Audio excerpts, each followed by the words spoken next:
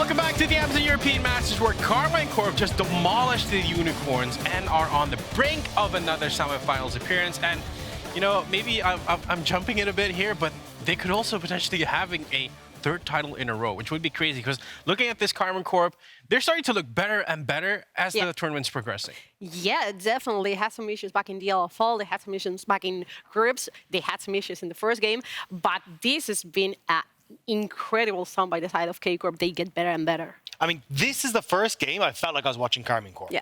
Like, Noah's the year, we get SAKEN on his Rise pick, like the pick he's famous for in the LFL. They're playing towards Cabochard. They're taking over in the early game. This is what I expected from Karmine Corp. And it just felt like when you look at the way the draft kind of worked out, like seeing the Rise go through, the early game Volibear go through, it just felt like you kind of gave Karmine Corp everything that they wanted in this draft. Yeah, because let's have a look at that specific draft, because the Volibear has obviously had a lot of value. 1-1-3 just popped off this entire game, and I think it has to do a lot with the way he pathed around the early game. Yeah, I mean, this is kind of what traditional Karmine Corp looks like, right? You get a lot of roaming around this mid lane from 1-1-3, Hantera and Rekkles even playing towards that, and then it becomes a case of trying to lean that pressure once you've unlocked SAKEN into the top half of the map. Cabochard wasn't in the top half of the map for a huge amount of this, though. It was actually going to be Rekkles who got a lot of that, and then you start to see these skirmishes breaking out with this mid-jungle support trio. It becomes really difficult for you to try and have these moments, and it felt like Ruby was trying his best to go, hey, you know, I've got this Syndra pick that I can bring to the table that can counter the Rise, but he just had no control in this lane.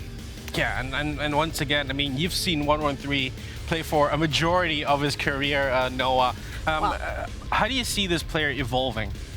Well, he started quite shyly back in Vodafone Giants last season in Superliga, but you could see that he was a diamond in the rough. You know, you could feel it. He played from Turkey. I can't remember most of the season, but at the time he joined the team in Malaga, then Giants looked absolutely different, and I felt all the time it was because of 1-1-3. They ended up winning the Superliga that split, and it was really rough because they were placed 6th in regular split, so they barely made it to the playoffs. And this guy, when he's actually allowed to play, when you don't deny it, when you don't deny him, when he's allowed to gank in the mid lane, activate his mid laner, he's the best. He's the best, and I really feel like this guy is gonna be on the LSE pretty soon.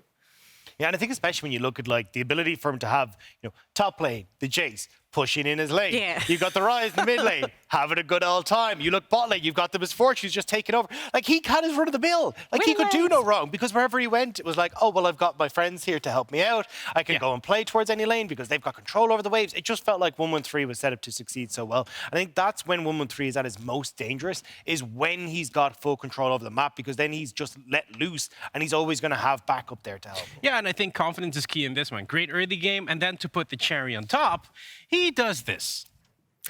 He does this. Oh, yeah. That's crazy, because this was going to be sole point for Unicorns for Love Sex Edition. You jump, you just take the prize, you win the team fight. Dreamer A sacrificed himself for the sake of his team, but it's just not enough for the Unicorns of Love. They got smashed by K-Corp in this play and every play. I'm not gonna lie, everything that could have gone wrong in this play went wrong. Like, I looked at it, the dragon was stolen. Ruby then flashes into the accelerated shock blast, and the entire time all you've got is this Misfortune ult that's tearing them asunder. Like, it could not have gone worse from that position. I mean, yeah, you could look at that way, but you can also look at the other way around. Impressive bounce back from K-Corp. I mean, that one game, it was kind of their game to lose. They lose it, and I mean, that must feel terrible. And now you see experience is showing.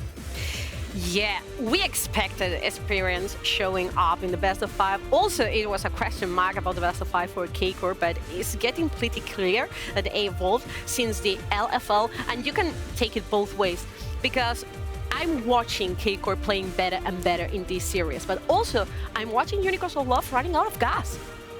Yeah, 100%. But, you know, looking at this post-game breakdown as well, I don't think Unicorns of Love was actually playing. I mean, they tried to, because let's be fair, it wasn't all doom and gloom.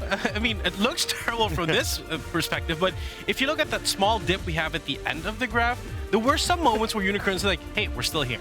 Yeah, but I think the problem was they never gave themselves the tools to have that earlier, right? Because you look at, like, even the Nautilus taken in their first instance, right? I think the Leona offers more there. We're able to shut down the Misfortune with the ultimate. You actually have a bit more control in the lane because you get the aggressive side of the matchup in that bot lane. You can do a hell of a lot more. You look at the mid lane as well. The fact that Ruby kind of thought, hey, I can take this Syndra as a counter pick didn't really come to fruition. They didn't get a chance to play around it, and you end up giving the Rise across for basically nothing. You don't actually get any big pickbacks in your favor. And even though you get, well, the Jinx, right? But Misfortune does so well into her now. Like, she's able to push waves. She basically takes her out of the equation in team fights because the ultimate, like, it becomes so easy to orchestrate this. And I really think that, like, a lot of these issues can be solved by looking at the draft for this next game. And UOL, from that position, I think can do much more. Yeah, it's interesting you bring up that point because I wanted to ask, like, hey, what does the Unicorns need to do to bounce back now? I mean, they show that they can win from Corp. It's going to be in a very, very chaotic way. But what do you want to see from Unicorns of Love? First of all, get rid of the Volibear.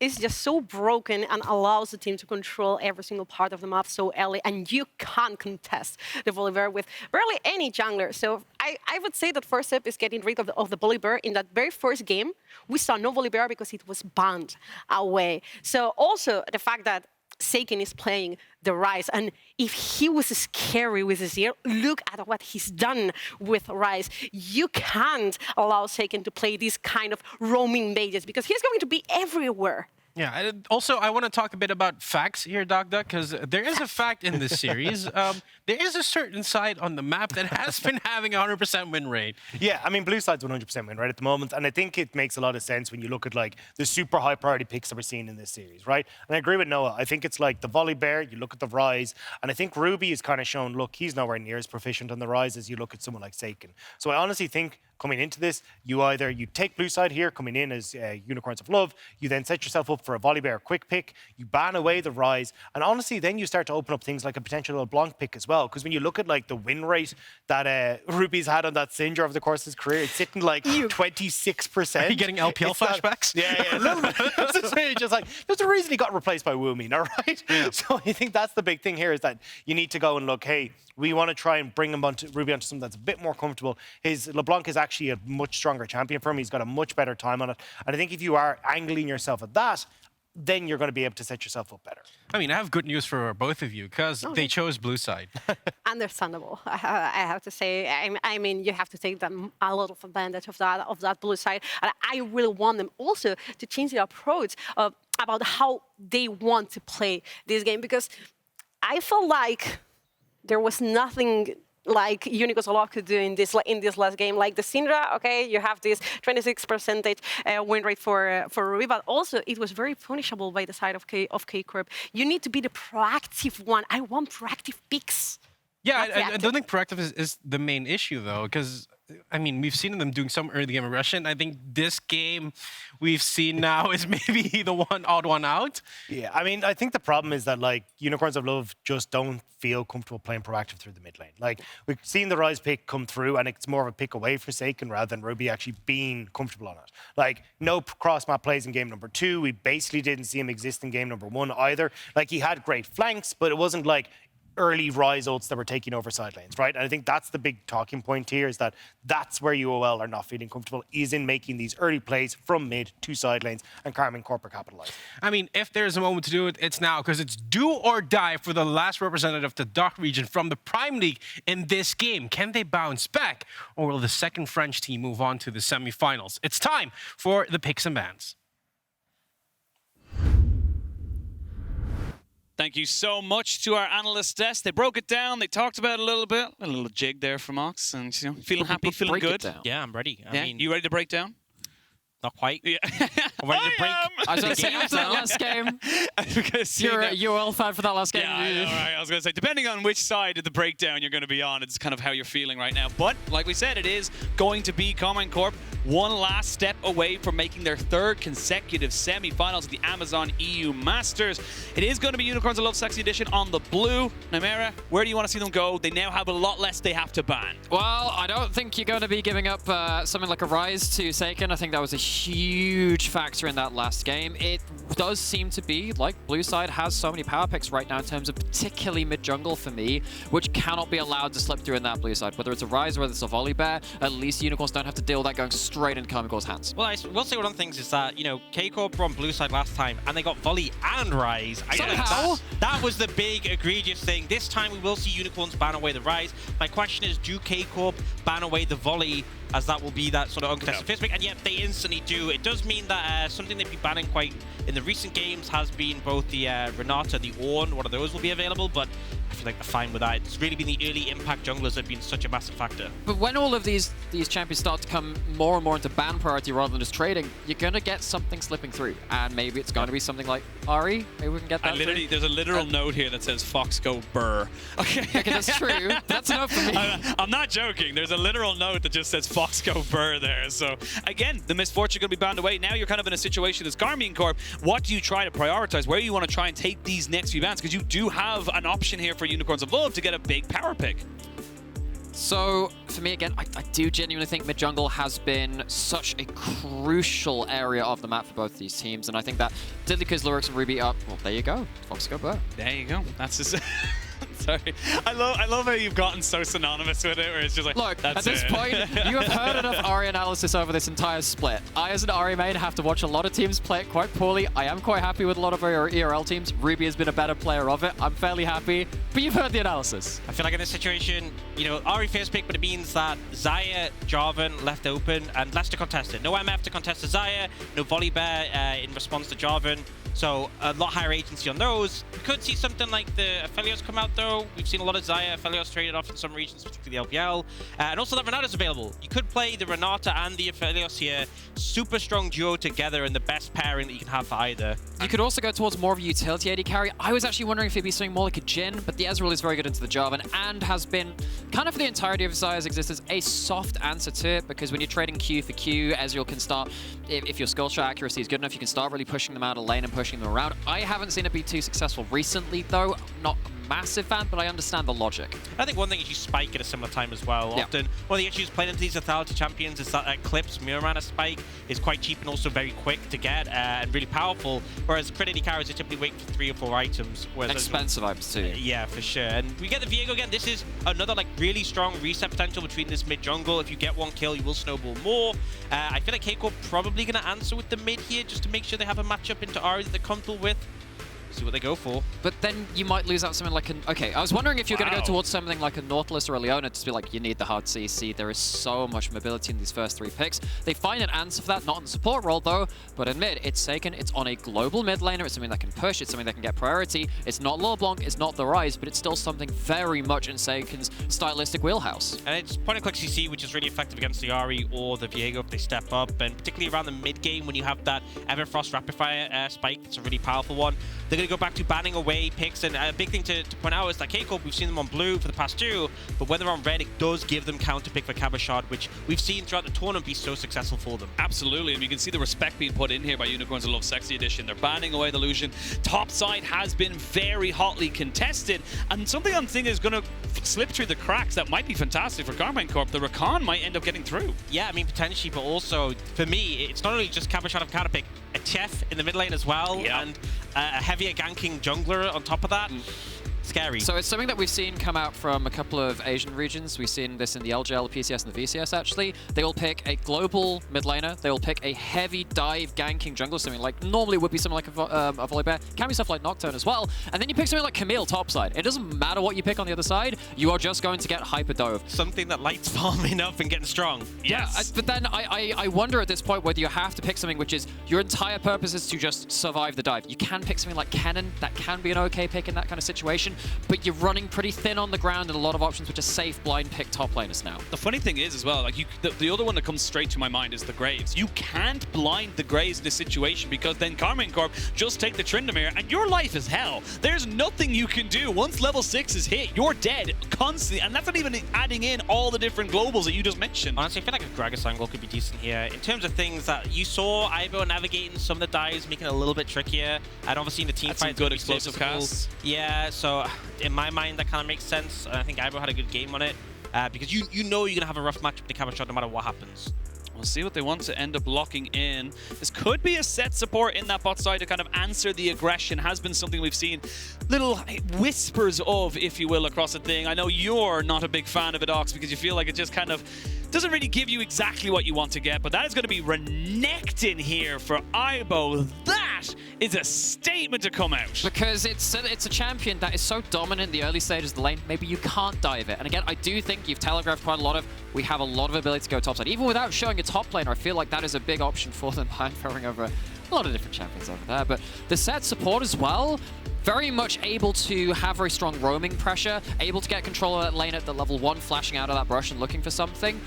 However, bit of a pivot from Karmine to saying, look, you're going to have that Renekton, you're going to start pushing through. Yeah, but you're never going to get wave push. It's a Graves. Yeah, it means you can easily stack waves, look for a dive. I feel like as well, you can also put the pressure down bot lane.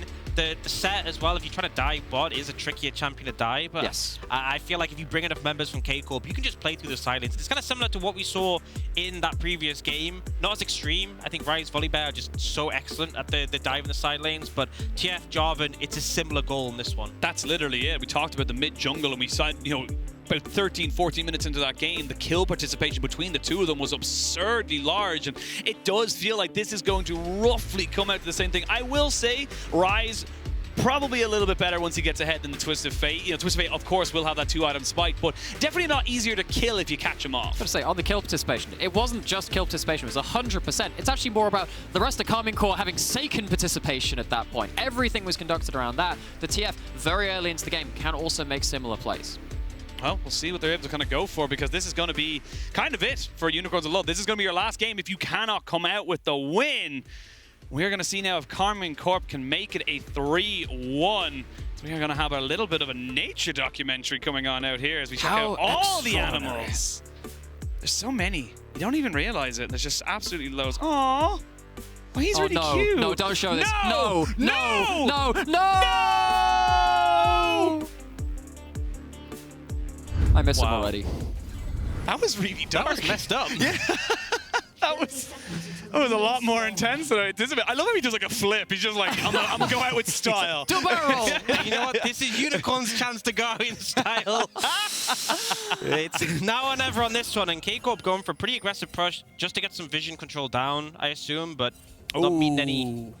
It doesn't actually. Can we toggle the vision That's on outside that of the red brush. ward? Is that outside of the brush? Very much outside of the brush. The red ward, is that outside of the brush? It is outside of the brush. That's a little bit of a misstep. Yeah, but the more important thing is it has vision off the camp, right?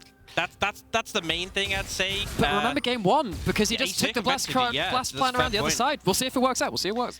That's why you need to go to practice tool and practice your ward placement. 1,000 reps. 1,000 rep ward placement at max range as you go for it. But this time around, Cabochard has got the secondary ward going down and saying to himself that he's going to be able to kind of go for it. But Lurox, job's done, will be spotted out. Sorry for wasting all of your times. But good information coming out here now from Karmine Corp. They will know this early jungle pathing. They should not be caught out by And actually, in 2 out of the 3 games, those early wards have led to significant advantages being built up by one of these junglers. And it's like we said before, this is a heavy ganking jungler for 113, but once you commit the flag and drag, especially into a Viego, very easy for a counter gank to come in if he does show up. So making sure you're making a gank uncontested will be vital. So we now have the ability to really see what Lurox can do, of course, on that Viego. But, I mean, for me, I really have to see what happens around this top side, because this Renekton was last picked. It was picked basically because it was the remainder of, okay, we have to blind pick top side, and we want something strong enough early game that it can't get dived. Let's talk about that for a minute, because again, Renekton was seen as like one of the greatest top laners for everybody. It was a permaban for so long in the most previous years. What's changed? Why have we not seen it anymore? Why is it kind of fallen now much further in the priority? His items got trashed. Yeah. Realistically, awesome. Gordon Hysterics was so good for him. He comes into a team fight with those and just absolutely dominates, and now he just doesn't spike nearly as hard. Well, the junglers are going to find each other. It's going to be blue buff versus red. As 1-1-3, yeah, alley-oop gets himself onto it. As we can see, SAKEN trying to maybe make a move. They do have priority in the top side. So you'll actually notice, of course, that's a Conqueror on the Jarvan. That is meant to be more of a dueling threat. It's not going to be something like that spell, but 50-50. wants to get that.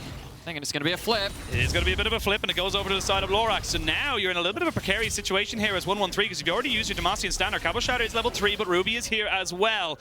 She's going to be trying to keep him away. You haven't got the greatest of dueling right now as the Graves, and he's taking down a serious chunk. This could just be a solo goal. Lurox trying to take the game into his own hands. Flash away, flash in, and that's first blood! Beautiful play coming out from Lurox. The confidence and the sustained damage from the Viego enough to follow through. Cabochard came to help, and it cost his life. And while all this is happening, because you see so many members on that top side, bot lane gets a chance to all in. They take away that heal from Rekkles. You know that Sett is very happy to trade his flash for summoners. So you have that Hex Flash, such an important summoner. Now it's going to be very similar to game 1. Continue on that pressure top side. Now they're going to go for it. There's no flash here on the Lurox, but he is a Viego. Very hard to lock him down. One more auto attack, and that's going to be enough. Cabochard as well, finding himself in between the minions, but he does not care. All the good things end up washing away. We literally saw this earlier in the series where it was a good gang from Unicorns, and then they overstay for the push, and it ends up backfiring. Oh, just a big mistake there. It's almost frustrating to see. It's like, I know the importance of getting the push in, but you have to respect 1-1-3. And if Lin last game, we called out the Syndra as a champion that needs to be ahead, Renekton even more so. We have talked so much about this champion, how badly they do if they're not ahead of the curve. So that's going to be a very, very vital win for Karmine on that top side, and now sitting comfortably, at least with the champions they have, and how they're supposed to be doing in this early game. Yeah, and I mean, 1-1-3 plays this about as well as he can. Out of vision, land the flag and drag, so Lurox has no chance to avoid it or outplay. And then just closes the distance to get that final auto to finish off. And again, with the Conquer stacked up, that's why it was that big final slap that took him down. You can see Aibo just trying to clear out the wave, knows his fate. Now we get to look at Cabochard's sword shop as he picks himself up. So a nice little thing. Long swords on the key. I love itemization League of Legends. Do you want a long sword? You want 2, 3? Yeah.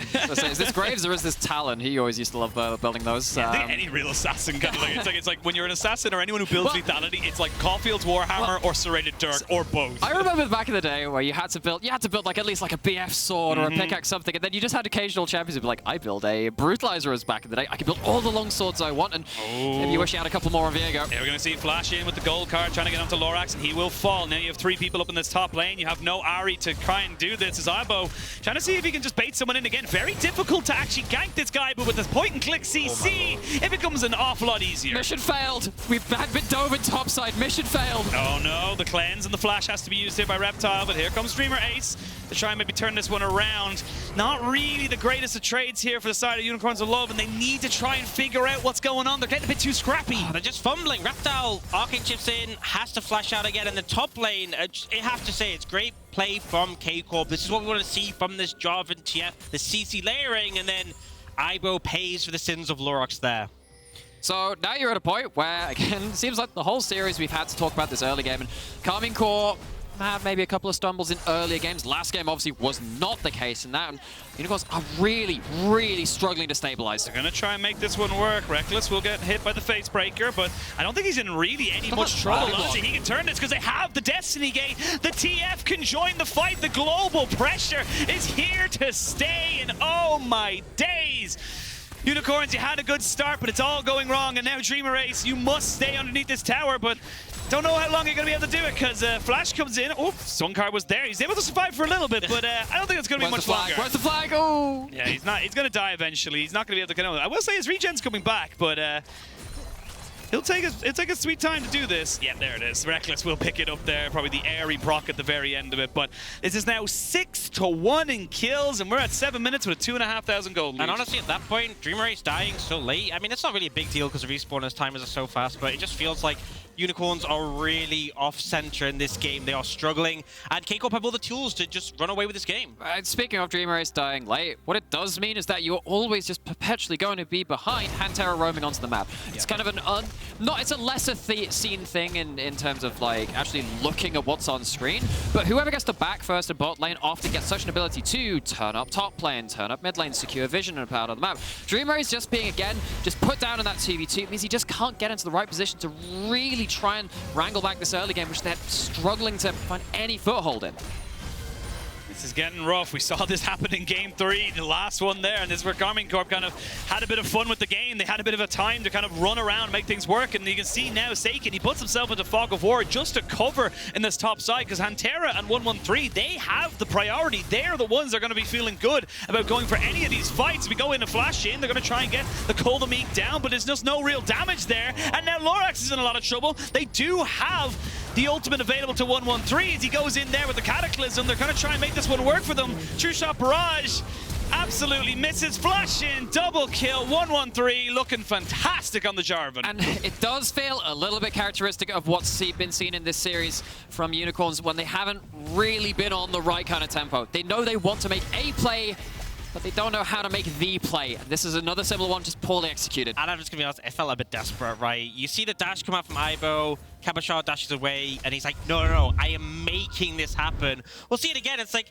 doesn't manage to connect onto him, and he's like, I am determined to make this play, but there's no way they're going to get onto him. He has ultimate available to dash out, Lurox is still level 5, and then the squad are there to punish. And Lurox actually walks into the entire combo while he's charging up his Spectral War. He's just sat there, like, yeah, I can get on it. Oh, wait, hang on. That's a lot of damage heading his way. And 113 gets to clear up, just absolutely clean up. And when your lanes are this stable after the first couple of clears, when Grace gets to push in, 113 has the option to keep doing that. And we look at the Amazon EU Masters as a whole, it's why we had such... The LFL are so scary. It's such a hugely popular region, and for a reason as well, because we look at some of these teams and it's just... You know, Vitality B, LDLC, we got Karmine Corp. These guys are just so scary to go against that it is going to be an uphill battle.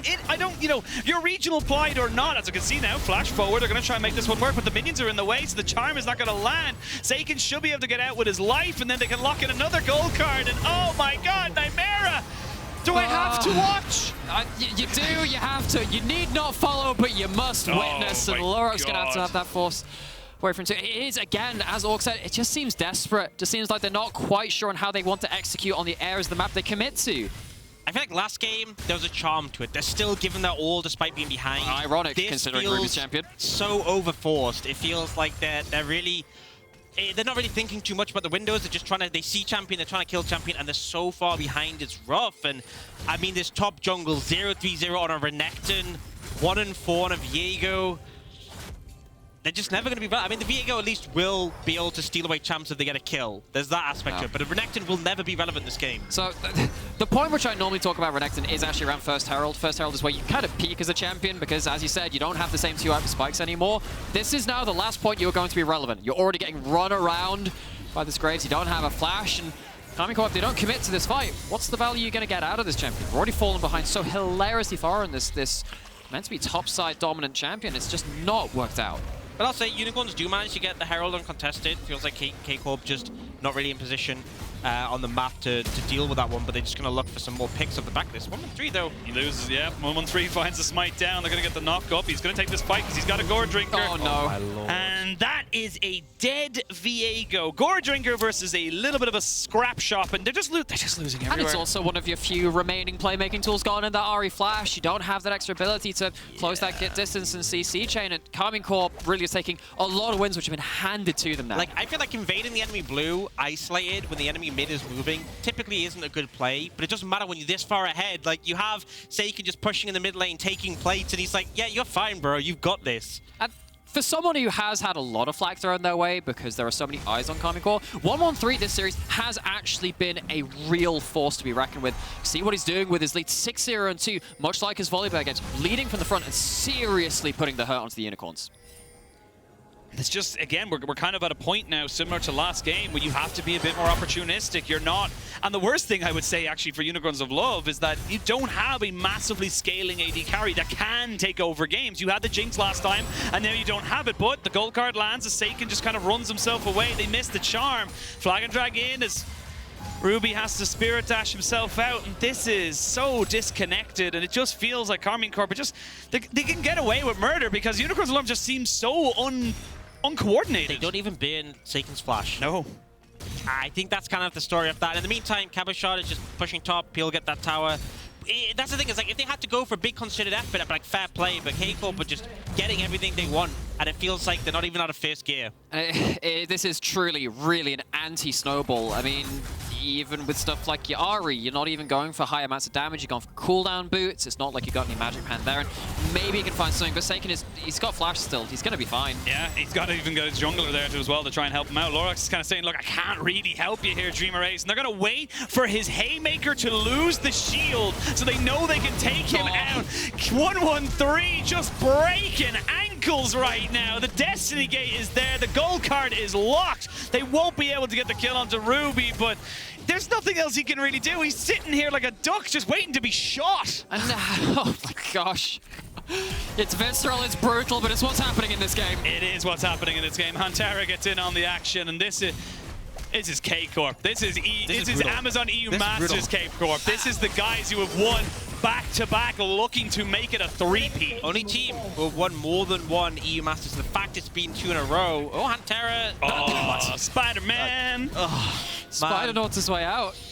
But you know, no, Ox is completely right. Again, this is a team with so much prestige, so much pedigree, and you know, I was not a believer at the start of this tournament. I watched them in the play-ins, watched them in the group stage, and I thought there were really noticeable flaws. But there was always that question mark, always that ability to say, look, they have the caliber of players. Yeah, they have the caliber of players, and they have that history. The occasion calls for them. No. Adding insult to injury. And Karmine, again, they're just so sublime when they're in the lead. I feel like every time I look at the screen, Unicorns just take another L. Every single time I look at this screen, something bad happens. And even there's a split second where I'm like, oh, nope. They end up losing again. That was the the dredge line coming out from Hantera to get him away. That's the Reptile getting destroyed. It just constantly feels like Unicorns are losing out in these plays. And that's on Gromp. Because they are. Yeah, that is on Gromp. That's on Gromp. That's just how it is. And honestly, it is fantastic to see, and it does set up a fantastic setup for, again, I feel like I'm counting out Unicorns of Love because they are so far behind at this point. 113, 10,000 gold nearly, just 9,000 gold. If they bring it back, then everyone can say, oh, look at those dumb casters. Honestly, I'll take that. I will take that L. There is a point where it's almost disingenuous to say, oh, there's a route back into this, because when you're this far behind, it shouldn't be expected. It absolutely should not be on the cards. And if Unicorns do manage to find some comebacks, maybe they can get themselves some shutdowns, some objective values. Yeah, they definitely help. It's not you impossible, have to do that. yeah. No, but no game is impossible to come back from. But there is a realistic point where you just have to say, it ain't happening in any realistic scenario. These are professionals. These are, players that know how to close out games with leads. They know what they need to do and where they need to do it. And right now, Karmine Corp, they know how monstrously ahead they are, and they can just push into any lane possible. They're going to choose Ibo because they know that this Renekton can't do anything. He can't do squat. They can give that to whoever they want, and they can Spider-Man their way away. 14-1 over, well, just about 10,000 gold ahead. Dreamer Ace next on the menu, potentially. Yeah, he's 4 levels down as he tries to get himself. That's the first ultimate he's had all game, but he's going to be stunned up, locked down. Oh, at least Reptile hasn't died. That's fun. Okay. Yet. Wait. They're looking for him. Yeah, they're looking for him. They tried to go for him. They just heard me talking smack. And they finally get him in. SAKEN, though, will burn his flash, or burn the flash of Reptile to get him away. Now Reptile's thinking about it. And maybe he goes for a little bit of a cheeky kill. And looks like Karmine Corp, they're having a bit of fun. They finally take down the perfect record. And that's going to be a 2-for-1 trade. It's Unicorns. You got to hope for maybe 50 more of those. That's good gold onto good people, right? Particularly onto the Ezreal, getting yourself up to 2-3 items. Maybe there's a point after that where Ezreal becomes very slippery and they over-engage into him. It's just, again, this is opening up the threads just a little bit. Again, it's so hard to really talk about a comeback when Karmine Corp have such a reputation for fighting from ahead and such a reputation and so much gold to work with. But it's moments like that, right? And I think we saw a little bit of that last game where K-Corp were massively ahead, but they were a bit over-aggressive, made some mistakes, and goal went back in return. I'm not going to sit here and pretend and then ended 2 minutes later. Yeah, I'm not going to sit here and pretend that Unicorns are in a good spot to win this game, but they need more picks like that. And particularly with the Viego, when you steal an enemy champion, you get to play as the Fed champion. So that's true, actually. That's very true.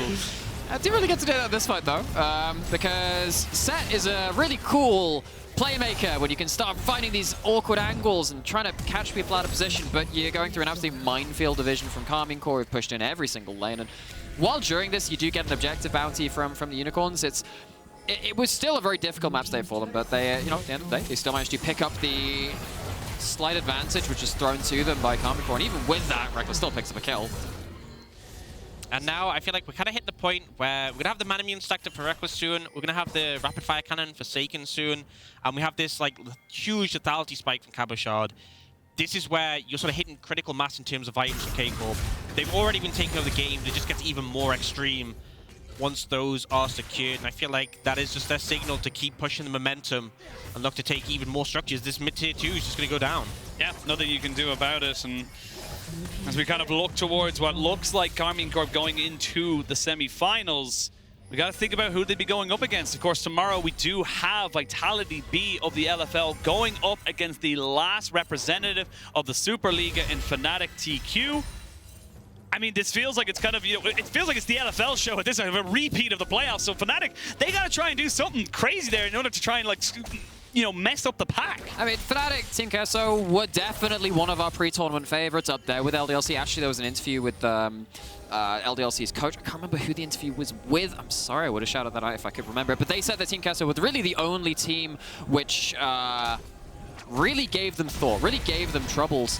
So it'll be interesting to see if they can kind of hold themselves to a high enough standard to actually get to those finals. It's not an easy path, though. You have to go through the winner of the series, which is looking likely to be Karmine Corp, or, of course, get through your own quarterfinal of Vitality B, which, of course, another LFL team, and no French team is weak. LFL teams all the way down, honestly. It's literally like the LCK of Europe. It's just like 3 teams in the semi-finals if they do end up winning today and, of course, tomorrow. So we'll wait to see if the LFL's dominance does continue, but of course we still have a job to do today. And Karmine Corp, they look like they've calmed down a little bit. They've kind of said, okay, we were getting a bit too hypey. We don't need to go too far forward. We know we're far ahead. We can just pick up objectives. This is the reality of a game without Baron just yet. 30 seconds until that one spawns. It's hard to break open the base unless you have serious dive comps. You can punish people from standing under towers for even into very early into the game. But this one, they've taken basically all the structures which have been freely given to them. They have themselves Dragon Capricorn 20. You would imagine that would be uncontested. But as soon as that Baron comes up, you assume that Unicorns are going to be finally drawn out of their shell, out of the base, and forced to fight. And normally at this point in the game, I would turn to my analysts and say, how do Unicorns? And you know what? I'm not going to give you guys that loaded gun, because it is really not going to be a good answer. Because I think you would actually get more value out. You know how we started with like the wildlife trip across the rift? Maybe we could get like more of the floral displays, the ocean rift, talk about the flowers. So we just ignore everything that's happening with the gold leaf right now.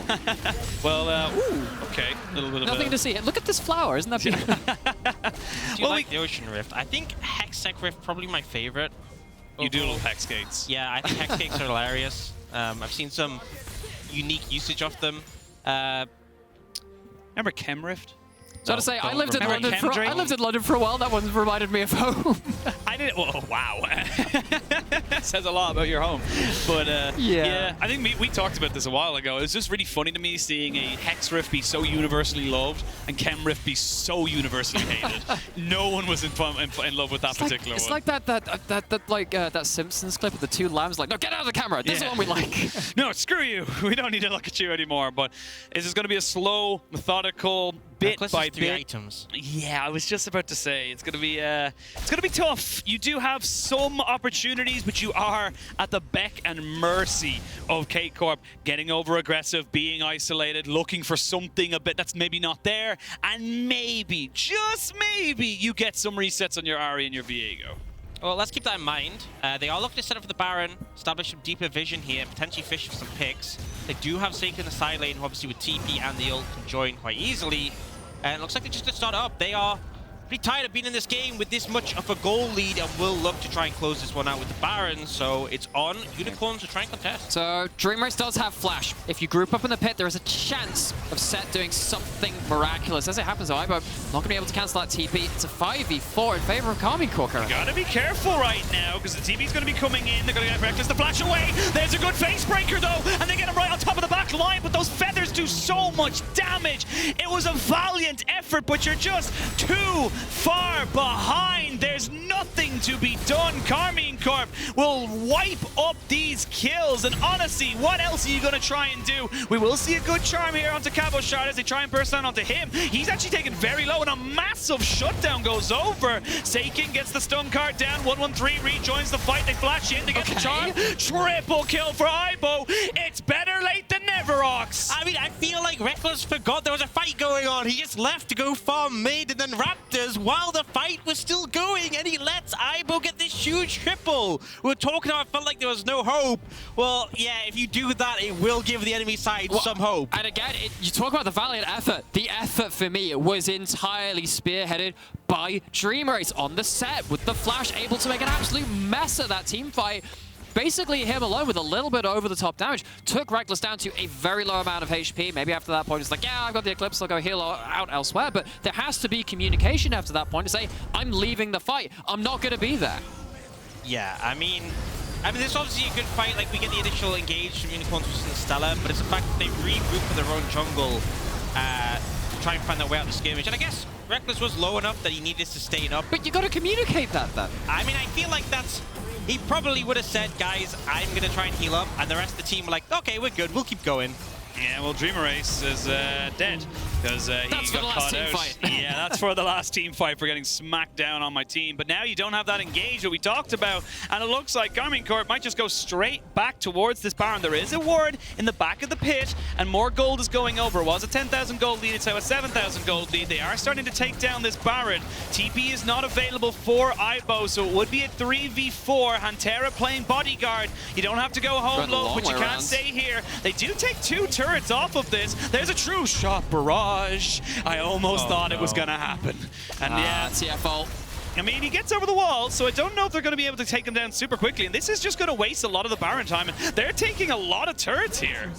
Oh, and that's a lot of objective bounties with it. I mean, they took, what, mid lane out of turret, 2 turrets in bot lane. Yeah, you're going to lose your jungler, but even with this, he's taken, what, an extra 20, 30 seconds to die? That's time away from the Baron buff. Lurox already had 7 deaths. He can take another. Ruby, he is going to be able to trade back with SAKEN and get himself over the wall with the Spirit Rush. And they should be able to keep him relatively safe. Hantera Spider-Manning himself over, but you got the Baron. Now what can you do with it here? As Casey, they still got to be respectful of this damage. This is a 2-item Ahri.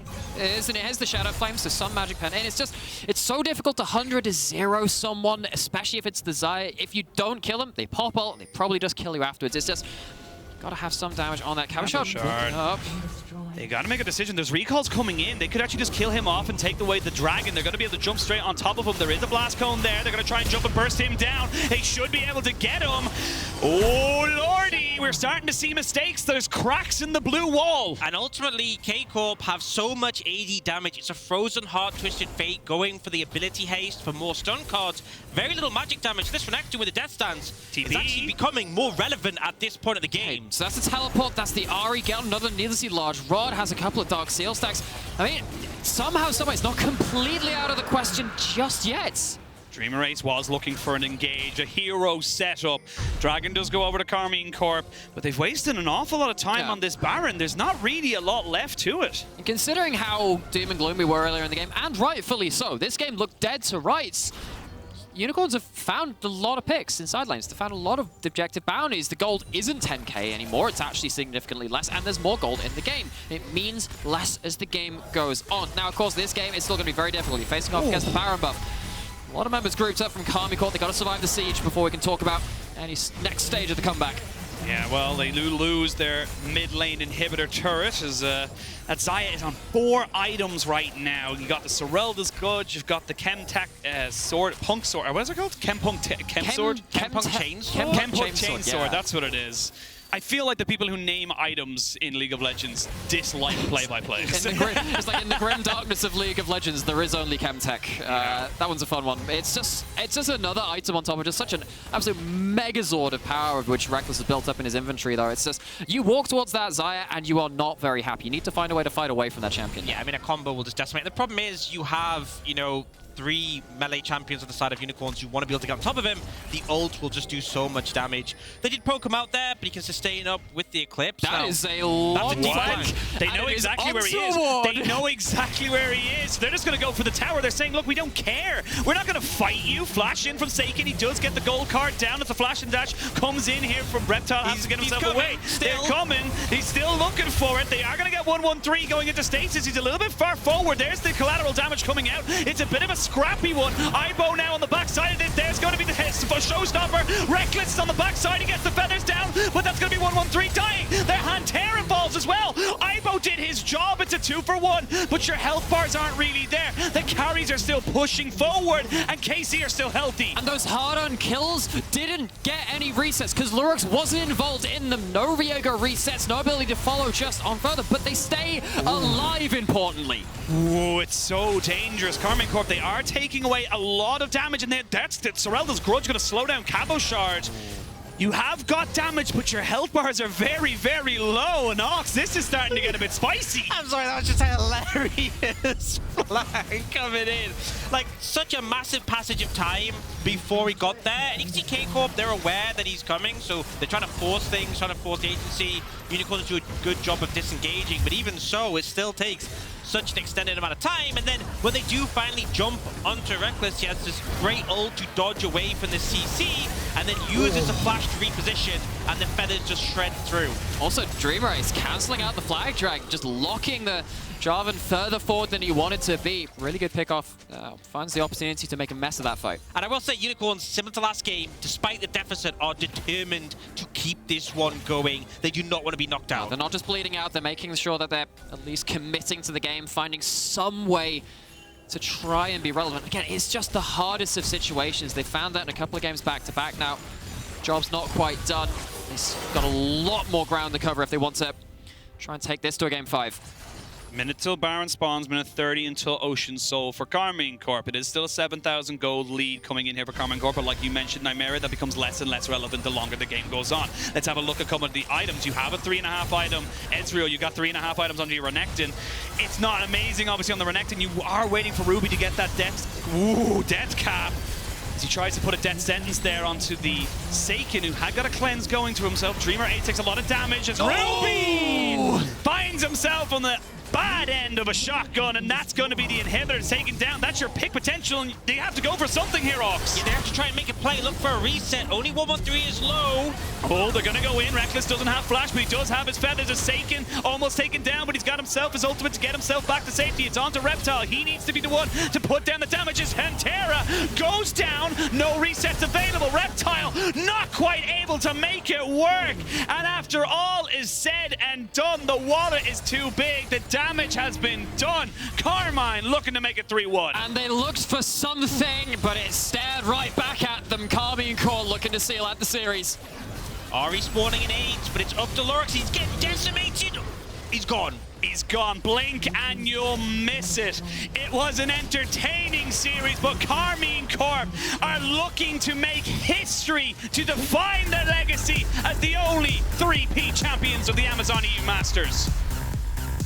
Nexus falls, and again, this is a team which we have seen develop. This was a team which I honestly had a lot of criticism for earlier into the LFL, into this tournament as well. But they have continued to iterate, to adapt, to solve their early game, continue to start meshing more. They are here to play, and they're here for another championship. And I feel like, honestly, a player who I felt like was a bit hit and miss at time was 1-1-3. He had a stellar series coming in here. Really convincing. And even after game 1, which was long, messy, and drawn out, it felt like this team scaled over the course of the series. And by this game 4, it looked like worlds apart between them. And it did come down to the veterancy. You know, you look at people like Cabochard, SAKEN, Rekkles, these guys who've been on the LEC stage, and they stepped up. I think Cabochard, again, looked like a solid foundation for this team to work around. I think once SAKEN kind of figured out his niche in terms of the global objectives and global ultimates, he knew what he needed to do. And it's going to be very, very interesting now to see how Karmine Corp continue to develop, continue to push forward, because they'll know that this was, at times, a little bit scary. scary. Yeah, and I mean, I feel like despite the fact that they got this win here, and this was a convincing win, there is still a lot of tough opponents left in the tournament, so can't stop here. No, they cannot stop here. Well, Corp advance to the Amazon EU Masters semi-finals, eliminating the Unicorns of Love Sexy Edition and the Prime League in the process. After the break, we will hear from the victorious jungler 113, so you don't want to miss it.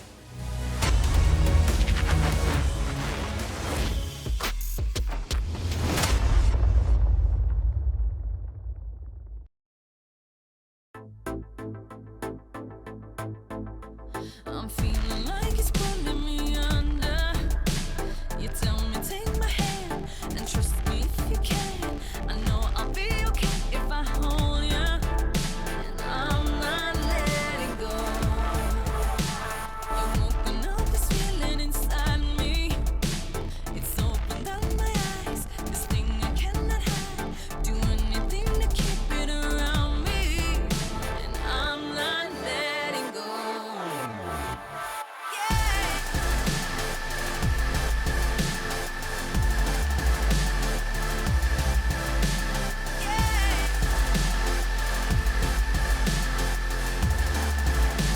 I'm out of control. No, nothing's ever taken me over. I'm on a natural high. You make me come alive, and I can be as brave. Let me show you that I'm not letting go.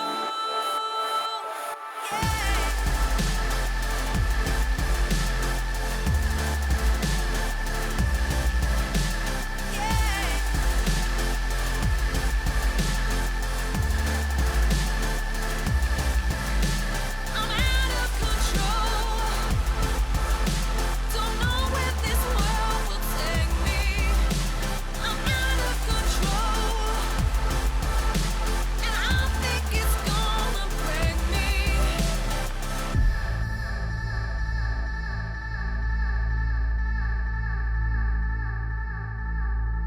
I'm out of control. Don't know where this world will take me. I'm out of control, and I think it's gonna break me.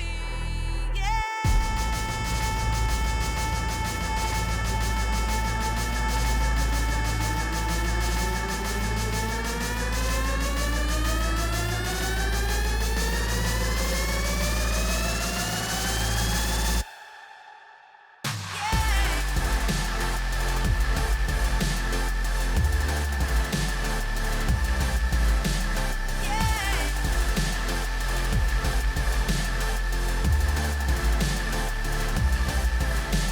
I'm out of control. Don't know where this world will take me. I'm out of control, and I think it's gonna break me.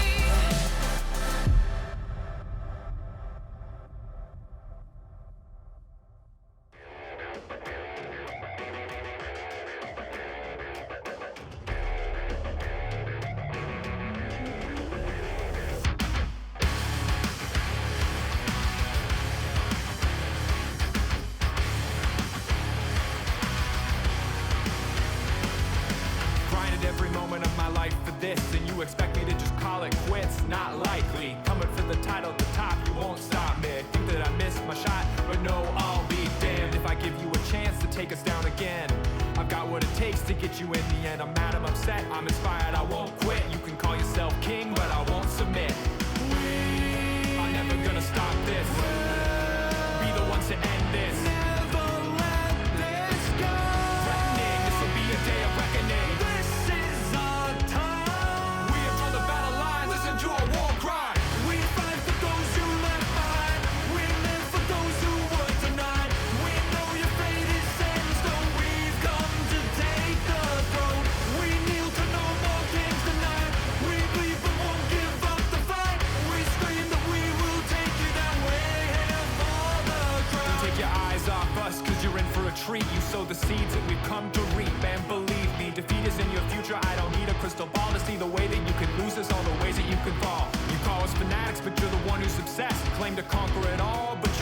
checks. Another player in your sights, but you don't understand. You'll never have shit on a self-made man. We are never gonna stop this. Be the ones to end this. Never let this go. Threatening, this will be a day of reckoning. This is our time. We have drawn the battle line. Listen to our war cry. We fight for those you left behind. We live for those who were denied. We know your fate is set in stone. We've come to take the throne. We kneel to no more kings tonight. We bleed, we won't give up.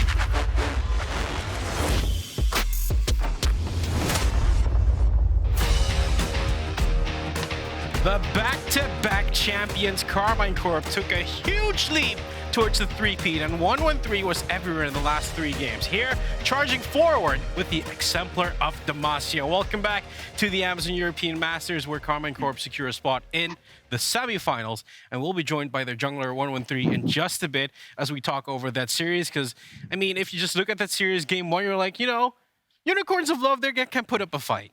Yeah, and we talked about that at the beginning of the day. It was going to be a 3-1, and Unicorns of Love will put up a big fight, and it just happened. And if you look throughout the games, it feels like Corp started really badly, but get better and better and better until this game, 9.2k ahead in 15 minutes, was amazing. Did they literally poke the bear? Because I think the volley bear was such a staple pick for this series. Yeah. I mean, look, I think there was a couple of different factors. Like the early aggressive junglers coming out for 1-1-3 were really big. But I also think when you just look at like the mid lane champion pool that we started to see from SAKEN, right? Game 1, game 2, we get the Azir, not quite out to have the big impact. In game 2, we start to see him roam a little bit more and have a bit more of that early game presence they wanted from him. But you look at game 3, you look at game 4, the Twisted Fate comes out, like he's all over the place. And that's where we get these big leads exploding from. I mean, I think we might be overhyping it a bit, but Noah, this iteration of Karmine Corp, do you think they can do it again? You know, 3 times in a row is insane. Yes, reducing our is insane. I really think that would be really, really hard. But I don't know. They are going to have a hard time versus whatever team makes it to the semifinals. Honestly, I think they have a lot of room to improve. Their mid games are a bit shaky, in my opinion. There's room to punish in there. Yeah, I agree with Noah. Like when you're looking at, especially you've got like a Graves and a Twisted Fate and Baron buff, and you're still all grouping basically this 4 or 5 man unit in the mid lane to try and exploit that. That's where you start to see these issues where they don't really know how to play it through side lanes. They kind of have a very obvious objective setup, which is push mid, then rotate into Dragon, rather than trying to like set up early vision control. It feels like when you get to these later stages and teams really know how to punish that, that's where I think Karmine Corp are going to stumble. And honestly, why I think they are the 3rd LFL team, because it feels like both Vitality B and LDLC are able to do this better. I mean, I gotta do say though that Vitality B is the 4th seed, so that might say that Vitality B is a worse team. Would you say so? I don't know. I'm I don't- asking. yeah. Are they the worst team? I personally think, like my rating is LDLC is the top LFL team, then Vitality B, and then Karmine Corp. I think Vitality B just have a better understanding of how they want to play the game. But I feel like LDLC is a top team, and the rest is like, it's so stacked. I can't even decide who's better and who's worse. Honestly, we'll get to see. We'll get to see if they clash versus each other. I mean, eventually, yes. I mean, if you said that, like Karmine Corp's gonna win it again, if you said that to me after day 1 in the LFL, I would say like you're crazy. But now looking at this team, they're growing, they're getting better. I think they're getting more comfortable, and then we gotta get to refer back to the experience part, because that's something they're definitely not lacking on that side. Yeah, and I think it kind of showed through today, right? You could kind of tell that once we started to see UOL falling behind, then they've really struggled. They didn't really seem to have a champion on their team who could kind of step up and go, no, look, guys, we're going to be all right. We can set ourselves up in the right spot. We can bounce back from this. It's just draft. It's just this. It's just that, like, bring that morale up. And I think that was the big thing that was missing, because we saw this unbelievable game 1. They're able to eke it out. Game 2, they try hard, but they're not quite able to get it. And then it was very quickly started to deteriorate in game 3 and game 4. And I think that experience really lent itself to Karmine Corp. I mean, that's one thing you could say. I think for a viewer, for someone who's watching for the first time, don't know these teams, like, is Karmine Corp just really good, or is Unicorns of Love not that great? I don't know how to frame this nicely, but, you know, if you just only saw game 3 and game 4 of this series, you said, okay, what's that team doing? Have they given up, or what's happening? I think it was a hard way for Unicorns of Love. They started putting up a really big fight, and then started fading off the series. And honestly, and this is a topic we've been discussing along the day, Karmine Corp is a team that creates advantage out of individual prowess, and we saw once again just today in the series. Yeah, and I think when you look at like Ibo really struggling in the top lane against Cabochard, even when he got the counterpick matchups, you look at the game plan that initially came in from Unicorns of Love's Expedition to actually like put a ton of focus onto the mid lane, like get rid of the Rise pick, get rid of this, take away the Rise pick, get rid of the Ahri pick, make sure you're setting up your mid lane to be successful, and SAKEN is not comfortably being able to roam. And that's where we then kind of saw the mid game mistakes that could be punished by, that Karmine Corp make. Unfortunately, though, as we started to see the rest of the day go on, they weren't there anymore, and it just became more and more so Karmine Corp getting these big advantages, so they just snowballed effectively in the mid game. Yeah, but these are only things we could see from the outside, and I think it's always better to get a POV from the inside. So joining us for an interview is the jungler from Karmine Corp 113. 113, first of all, congratulations with the win. And yeah, I need to say, stellar performance on the Volibear, and especially the Jarvan last game. Looked very good. Thank you. Now, I do want to talk about how things have been evolving around Karmine Corp. I mean, I got to be honest. It was a shock to me that you guys had the play-ins, right? I think a lot of people were not really expecting you guys to go through there. How has the team been? How has it been to grow into this tournament? I mean, we got into this because we were choking in playoffs. We lost 2 playoffs in LFL, in lower bracket and upper bracket. So yeah, we broke the curse now, and we are ready to go. Like, it can only go up from here. We'll see. Talking about cursed things, game 1 of this series looked kind of cursed. It kind of felt like you had all the tools to finish that game. Eventually, you get the Elder Soul, but you can't really seem to finish that game. Can you talk us a bit over what happened in that game particularly? I mean, on my side, I entered pretty much in game 1. I use game 1 as warm-up, so I can perform better on the next games. And yeah, we still had chance to win. Like, but yeah, we still had chance to win. We couldn't pull off. It was very close. We've been talking about this as well. Yeah. We said the experience that kind of helps. You know, you have Rekkles, you have Cabochard. Does that help to bounce back after such tough losses? Yeah, like they are trying to comfort me, asking me how I feel. They are trying to pick me up when I'm down, or try to talk to me if I'm not talking in game. They've been really helpful, and yeah, we are using their experience. They are helping me a lot. Two big brothers. So what do you think was the biggest impact going from game number 1 into those later games? Like, was it a voice coming from your team? Was it someone in particular saying, hey, this is how we're going to change it up? Like, what was that big impact that felt like it changed from game 1 onwards? We didn't do much when we are going after game 1, because like, even though in that game we entered really hard in early, and they still didn't manage to close the game out, and we still had a chance to win. So we knew like we would win the series. Like, you can understand from game 1, even though we lost, it's just we played against ourselves. It's not like they did something good. At least that's my point of view. Okay. Noah, you wanted to ask one more question? Yeah, hi 113, congratulations for the victory. It's been a while since the last time we get to talk.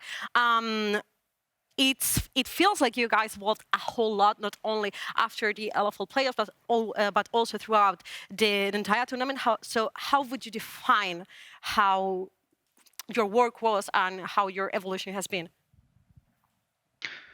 I think starting from play-in did really good to us, because we got to practice more, and we didn't have much break, so we were perma screaming and working. And also we started in play-ins because we did really bad on LFL playoffs, so it was a reality check for us. Maybe like we are not that good, so everyone is putting effort and working, and I think that's helping a lot. Yeah, and hard work hopefully is going to pay off. 113, congratulations once again on making it to the semifinals. Very short question. Who do you think is going to win tomorrow, Vitality or Fnatic? I think Vitality will win. I trust LFL. Let's go. Full on the full hype train. Monothy, thank you so much, and we'll see you on Wednesday for the semifinal against whoever wins between Vitality B and Fnatic. Okay. See you. Bye-bye. Awesome, yeah. I mean, the growth on Karmine Corp, it shows, but now we also have to focus on our other semifinals as we jump into the bracket. Vitality against Fnatic Team Queso. The last hope for the LVP, I have to put it out there, Noah. Generally speaking, the LVP hasn't been all too successful in the quarterfinals the last few Amazon EU Masters, but now, do you think it could be different? Don't beat me while we are on the floor. That's very mean. I will.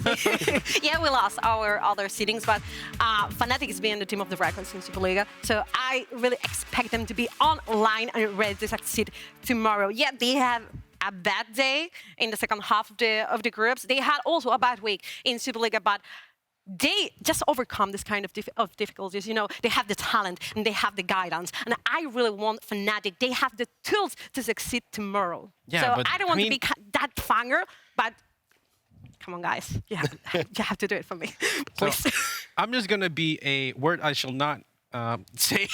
103 said Vitality B is going to take it no matter what. Do we agree on that?